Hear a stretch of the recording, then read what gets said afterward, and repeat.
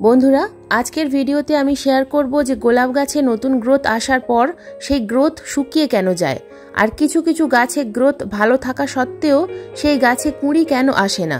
এর সাথে সাথে শেয়ার করব দুটি এমন ঘরোয়া খাবার যা আমরা ফেলে দিই, সেই ঘরোয়া খাবার প্রয়োগ করে আমরা গোলাপ গাছের প্রত্যেকটি নতুন ডালে কুঁড়ি আনতে পারবো। এক একটি ডালে একের বেশি কুঁড়ির দেখা পাওয়া যাবে এবং লাল লাল নতুন কচি শাখায় গাছ ভরে যাবে।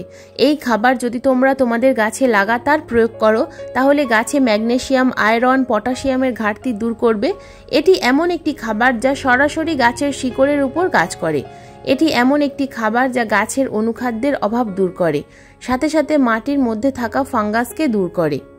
আর মাটির মধ্যে যদি কোনো রকম কোনো ফাঙ্গাস, ব্যাকটেরিয়া না থাকে তাহলে শিকড়ের গ্রোথ ফাস্ট হবে এবং প্রচুর পরিমাণে ব্যাসাল শুট আসবে। ব্যাসাল শুট অর্থাৎ গ্রাফটিং নোটের ওপর থেকে যে ডাল আসে, যে ডাল প্রথম থেকেই অনেকটাই মোটা হয় এবং প্রচুর পরিমাণে সেই ডালে কুঁড়ি আসে। ব্যাসাল শুট আসার ফলে গাছ গোড়া থেকে ঝোপালো হয়।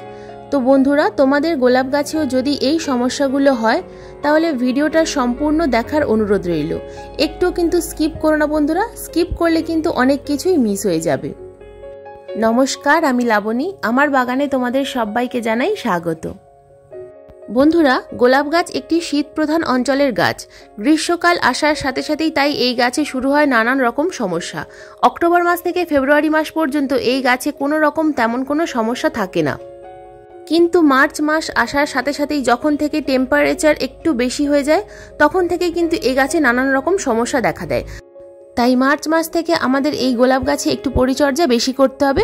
তাই এই গোলাপ গাছকে ভালো রাখার জন্য প্রথমেই আমি কয়েকটা টিপসের কথা বলবো, যে টিপসগুলো ফলো করলে আমরা কিন্তু সারা বছর এই গোলাপ গাছ থেকে প্রচুর পরিমাণে ফুল পেতে পারবো। বন্ধুরা, প্রথম যে টিপস সেটা হলো আমাদের গাছের ডালে এবং মাটিতে সব সময় আমাদের ময়েশ্চার মেনটেন করতে হবে।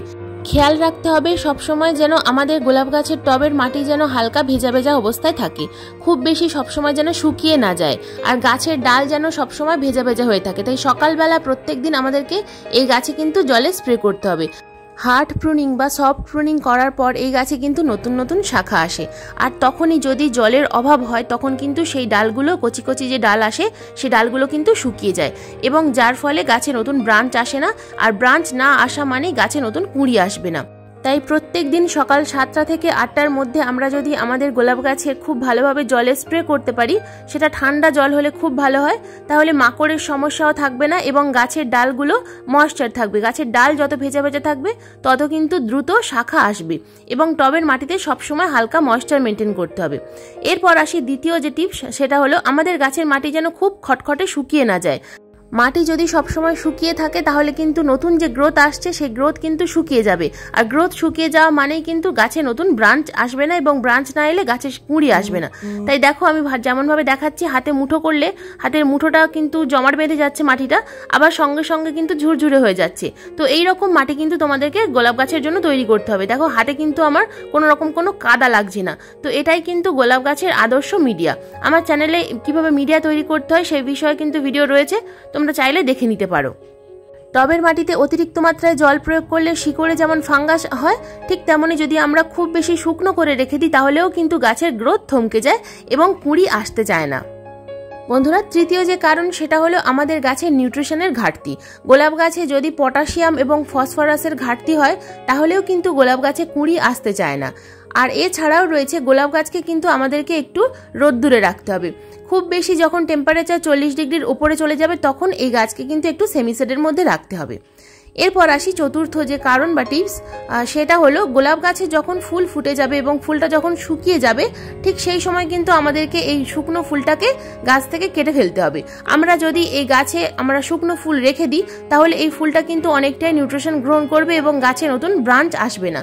তাই ফুলের মায়া ত্যাগ করে একটু ফুল শুকিয়ে গেলেই কিন্তু ফুলগুলোকে মনে করে কেটে ফেলতে হবে। কেটে ফেলার এবং 5 পাতার ওপর থেকে কাটলে খুব ভালো হয়। সেক্ষেত্রে যদি 5 পাতা না থাকে 3 পাতার ওপর থেকেই কাটবে, কিন্তু অবশ্যই কেটে ফেলতে হবে, তবেই কিন্তু নতুন ব্রাঞ্চ আসবে এবং গোলাপ গাছে সবসময় নতুন ব্রাঞ্চে নতুন কুঁড়ি আসে। এরপর আসি 5 নম্বর টিপস। আমরা আমাদের গোলাপ গাছে প্রচুর পরিমাণে খাবার দিই। অনেক সময় দেখা যায় যে সারাদিন গাছ রোদ্দুরের মধ্যে রয়েছে, কিন্তু তা সত্ত্বেও গাছে নতুন ব্রাঞ্চ আসছে না, এবং সেই ব্রাঞ্চ এলেও ব্রাঞ্চ শুকিয়ে যাচ্ছে। আর ব্রাঞ্চ না আসা মানে গাছে নতুন কুঁড়িও আসবে না এবং ফুলও ফুটবে না। যদি তোমাদের গোলাপ গাছে ঠিক এই রকম সমস্যা হয়ে থাকে, তাহলে কিন্তু জানতে হবে যে টবের মাটিতে কোনো রকম কোনো সমস্যা রয়েছে, ব্যাকটেরিয়া এবং ফাঙ্গাসের অ্যাটাক হয়েছে। তো তখনই কিন্তু আমাদের গোলাপ গাছের মাটিতে কিছু খাবার প্রয়োগ করতে হবে, যে খাবার প্রয়োগ করলে আমাদের গোলাপ গাছের ব্যাকটেরিয়া এবং ফাঙ্গাস খুব দ্রুত দূর হয়ে যাবে। তাই আজকের ভিডিওতে আমি শেয়ার করব এমন দুটো ঘরোয়া খাবার, যে খাবার গাছে প্রয়োগ করলে সরাসরি শিকড়ের ওপর কাজ করবে এবং গাছের যদি টবের মাটিতে কোনো রকম কোনো ফাঙ্গাস ব্যাকটেরিয়া থেকে থাকে সেগুলো কিন্তু আর থাকবে না। তো প্রথমেই দেখো বন্ধুরা, আমি যে খাবারটা নিয়েছি সেটা হলো রসুন। রসুন আমাদের সবার বাড়িতেই থাকে। এই রসুন যদি আমরা গাছের গোড়ায় প্রয়োগ করি তাহলে কিন্তু ব্যাকটেরিয়া, ফাঙ্গাস আর কিছুই থাকবে না। তাছাড়া রসুনের মধ্যে রয়েছে পটাশিয়াম, ফসফরাস এবং সালফার। তো প্রথমেই দেখো বন্ধুরা, আমি কিভাবে ব্যাকটেরিয়া দূর করার জন্য রসুনের ব্যবহার করব। তো প্রথমেই দেখো, খোসা না ছাড়িয়ে আমি কিন্তু রসুনগুলোকে টুকরো টুকরো করে নিচ্ছি। আমি একটা 8 ইঞ্চি টবের মধ্যে এই রসুন প্রয়োগ করব, সেক্ষেত্রে আমি 4 কোয়া রসুন নিয়েছি। তো দেখো আমি খুব ভালোভাবে টুকরো টুকরো করে নিয়েছি খোসা সহ। তো গাছের মাটিতে আমি এক জায়গায় একটু খালা করে সেখানে কিন্তু আমি এই রসুনের কোয়াগুলোকে পিস পিস করে কেটে কিন্তু দিয়ে দিলাম। তো এইভাবেই থাকবে। এবার আমি এখানে জল প্রয়োগ করব। এই যদি তোমাদের গাছে এরকম সমস্যা হয়, যদি প্রচুর পরিমাণে ব্যাকটেরিয়ার আক্রমণ হয়, খুব বেশি পাতা চুঙে যাচ্ছে, কালো হয়ে যাচ্ছে, তো কিছুতেই নতুন গ্রোথ আসছে না, তখন কিন্তু তোমরা এই ট্রিটমেন্টটা অবশ্যই করতে পারো। রসুন টুকরো টুকরো করে নিয়ে টবের মাটিতে প্রয়োগ করবে। এটা কিন্তু মাসে একবার করবে। বারে বারে রসুন প্রয়োগ করলে কিন্তু শিকড় জ্বলে যেতে পারে, তাই মাসে একবার এই রসুনের কোয়া তোমরা কিন্তু অবশ্যই প্রয়োগ করতে পারো। এই রসুন যদি তোমরা মাসে একবার ব্যবহার করো বন্ধুরা, তাহলে কিন্তু গাছের গ্রোথ খুব ভালো হবে এবং শিকড় খুব স্ট্রং হবে। আর গাছের পাতা দেখো সবুজ চকচক করবে এবং নতুন যে ব্রাঞ্চ আসবে সেগুলো কিন্তু লাল এবং সুন্দর সবুজ হয়ে থাকবে। তো এরপর আসি দ্বিতীয় যে খাবার গাছে প্রয়োগ করলে নতুন ব্রাঞ্চ তো আসবে, তার সাথে সাথে আসবে প্রচুর কুঁড়ি। তো এখানে আমি নিয়েছি আবারও রসুন এবং তার সাথে নিয়েছি পেঁয়াজ। তো এই রসুনের খোসা এবং পেঁয়াজের খোসা আমার এবার প্রয়োজন ফার্টিলাইজার তৈরি করার জন্য। সম্পূর্ণ ঘরোয়া জৈব খাবার প্রয়োগ করেও কিন্তু গাছ থেকে আমরা প্রচুর পরিমাণে ফুল পেতে পারি বন্ধুরা। এই রসুনের খোসায় রয়েছে পটাশিয়াম, ফসফরাস, সালফার, এবং পেঁয়াজের খোসায় রয়েছে পটাশিয়াম, সালফার এবং তার সাথে সাথে রয়েছে ম্যাগনেসিয়াম এবং আয়রন। এই পেঁয়াজের খোসা ভেজানো জল যদি আমরা লাগাতার আমাদের গাছে প্রয়োগ করি তাহলে কিন্তু ন্যাচারাল সিউইটের কাজ করবে। আমাদের কিন্তু আর বাজার থেকে কোনো রকম সিউইট কেনার প্রয়োজন পড়বে না বন্ধুরা।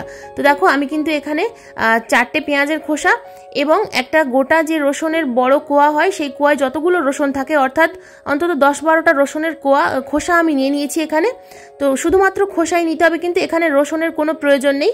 তো দেখো আমি কিন্তু 500 ml জলের মধ্যে এই দুটো খাবারকে আমি দুটো খোসাকে ভিজিয়ে দিলাম। তো আমি 2 দিনের জন্য এটাকে কিন্তু ভিজিয়ে এইভাবে রেখে দেবো।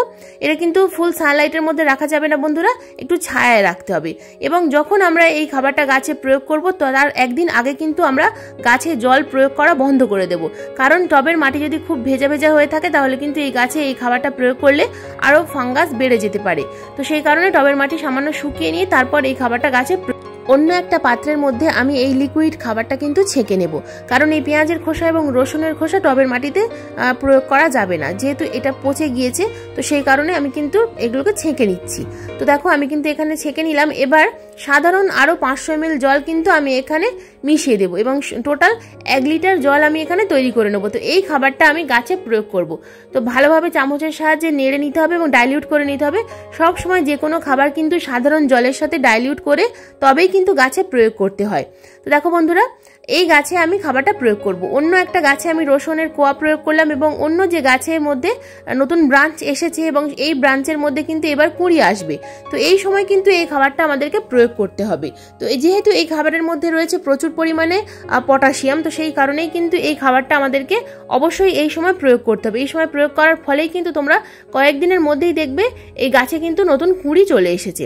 তো দেখো আমি কিন্তু গাছে খাবারটা প্রয়োগ করলাম। তো কতটা খাবার প্রয়োগ করলাম, একটা 8 ইঞ্চি টবের মধ্যে আমি 500 ml জল প্রয়োগ করলাম। খাবার 500 ml প্রয়োগ করলাম। যদি টবের সাইজ বড় হয় 10 ইঞ্চি অথবা 12 ইঞ্চি, তাহলে সেক্ষেত্রে কিন্তু পরিমাণটা একটু বাড়িয়ে দিতে হবে। বন্ধুরা এই খাবারটা কিন্তু তোমরা 10 দিন অন্তর অন্তর টবের মাটিতে প্রয়োগ করবে।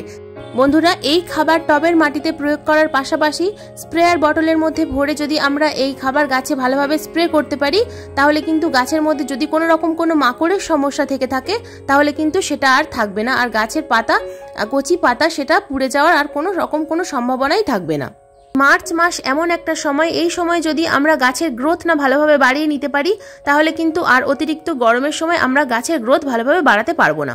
তো বন্ধুরা, তোমরা যদি এইরকম ভেজানোর ঝামেলা করতে না চাও, সেক্ষেত্রে পেঁয়াজের খোসা এবং রসুনের খোসা 2 সপ্তাহের জন্য একটু রোদ্দুরে রেখে দেবে এবং খুব ভালোভাবে যখন শুকিয়ে যাবে তখন কিন্তু একটু গুঁড়ো করে নেবে মিক্সির সাহায্যে। তো গুঁড়ো করে নিয়ে গাছের মাটিতে 3 থেকে 4 চামচ করে একটা 8 ইঞ্চি টবের মাটিতে প্রয়োগ করবে। যদি 10 ইঞ্চি টব হয় বা 12 ইঞ্চি টব হয় সেক্ষেত্রে কিন্তু 5 চামচ প্রয়োগ করতে হবে। তাহলে কিন্তু তোমরা অসাধারণ রেজাল্ট দেখতে পাবে এবং কয়েকদিনের মধ্যেই দেখবে গাছে নতুন নতুন ব্যাসাল শুট যেমন আসছে, ঠিক তেমনই কিন্তু গাছের পাতা চকচক করছে এবং প্রচুর পরিমাণে কুঁড়িতে গাছে ভরে গেছে। তো এই লিকুইড খাবারটা তোমরা কিন্তু অবশ্যই প্রয়োগ করো এবং যদি তোমাদের গাছে প্রচুর পরিমাণে ব্রাঞ্চ আসে কিন্তু সেই ব্রাঞ্চ শুকিয়ে যায়, তাহলে রসুন যেভাবে তোমাদেরকে দিয়ে দেখালাম আমি টবের মাটিতে, ঠিক ওইভাবে কিন্তু প্রয়োগ করো। তাহলে দেখবে সুন্দর রেজাল্ট তোমরা দেখতে পাবে এবং গাছের মধ্যে কিন্তু ঝাঁকে ঝাঁকে প্রচুর পরিমাণে ফুল আসবে। এই পেঁয়াজের খোসা এবং রসুনের খোসার মধ্যে যেহেতু সালফার রয়েছে, তাই সালফার কিন্তু আমাদের গাছের শিকড়ের বৃদ্ধি ঘটাতে খুব ভালোভাবে সাহায্য করবে এবং খুব ভালোভাবে গাছের শিকড়কে স্ট্রং করবে, যার ফলে গাছের নতুন ব্রাঞ্চ আসতে খুব সুবিধা হবে। বন্ধুরা, গ্রীষ্মের শুরুতে তোমরা গোলাপ গাছের কিভাবে পরিচর্যা করবে সেই নিয়ে আজকের ভিডিও ছিল। তো ভিডিওটা যদি ভালো লেগে থাকে তো প্লিজ একটা লাইক করো, প্লিজ শেয়ার করো, আর চ্যানেলে যদি নতুন বন্ধু হয়ে থাকো তাহলে চ্যানেলটাকে সাবস্ক্রাইব করে পাশের বেল আইকনটা প্রেস করে দিও, কারণ আমি প্রত্যেকদিন নিত্য নতুন ভিডিও আপলোড করি, তোমাদের মোবাইল স্ক্রিনে অথবা কম্পিউটার স্ক্রিনে পৌঁছে যাবে। তো ভিডিওটা সম্পূর্ণ মনোযোগ দিয়ে দেখার জন্য তোমাদের সবাইকে জানাই অসংখ্য অসংখ্য ধন্যবাদ।